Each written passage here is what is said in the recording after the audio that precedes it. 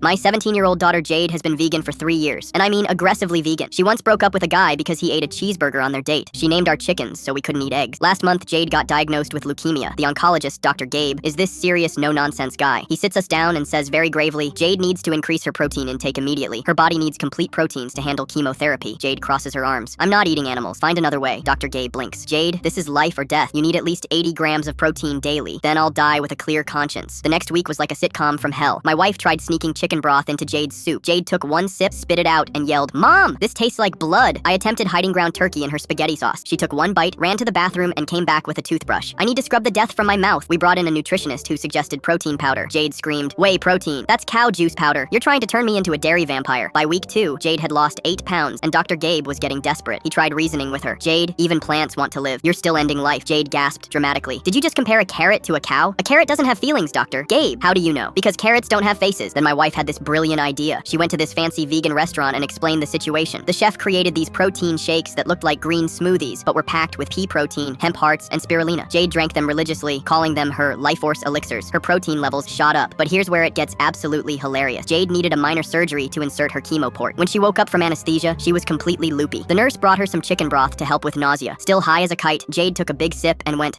This is the best vegetable broth ever. What kind of vegetables taste this good?" My wife and I are dying, trying not to laugh. The nurse whispers, "Should I tell her?" I shake my head frantically. Jade finishes the entire cup and asks for more. "This magical vegetable juice is healing my soul. I can feel the plants giving me their energy." She drank 3 more cups before the anesthesia wore off. When she finally came to her senses, she looked at the empty cups and asked, "What was that amazing broth?" The nurse, trying to keep a straight face, said, "It was, special healing broth." I knew it. I could taste the life force. Vegetables are so generous. We never told her the truth about her magical vegetable juice, but the real comedy came during her second chemo session. Jade was so nauseous she couldn't keep anything down. The hospital served her this sad piece of grilled chicken. Jade stared at it for 10 minutes. Then she looked at me and whispered, "Dad, I think the chicken is judging me." "Honey, it's dead. It can't judge you." "But what if its spirit is watching? What if there's a chicken afterlife and I'm about to commit a hate crime?" Finally, she picks up the fork, closes her eyes, and takes a tiny bite. Then she opens her eyes wide and goes, "Oh my God. What? It tastes like that magical healing broth from surgery. Why didn't anyone tell me this could taste this good?" She devoured the entire piece in about 30 seconds, then immediately started crying. "I'm a hypocrite. I'm a carnivore. I'm everything I hate. The chickens will never forgive me." The nurse walked in during this breakdown, and Jade grabbed her arm. "I ate a chicken. I'm a monster. Do you think it had a family?" The nurse, bless her heart, just patted Jade's hand and said, "Honey, that chicken lived its best life so you could live yours." Jade sobbed harder. "That's the most beautiful thing anyone's ever said to me." 3 months later, Jade's in remission. She's still mostly vegan, but now she eats what she calls medical meat twice a week. She's convinced the animals are sacrificing themselves for her health. Last week she was eating a turkey sandwich and suddenly stopped mid-bite. "Thank you, turkey. Your death was not in vain." Now she refers to me and my wife as her protein dealers and asks us to handle the dirty work while she maintains plausible deniability. She still doesn't know about the magical vegetable juice incident.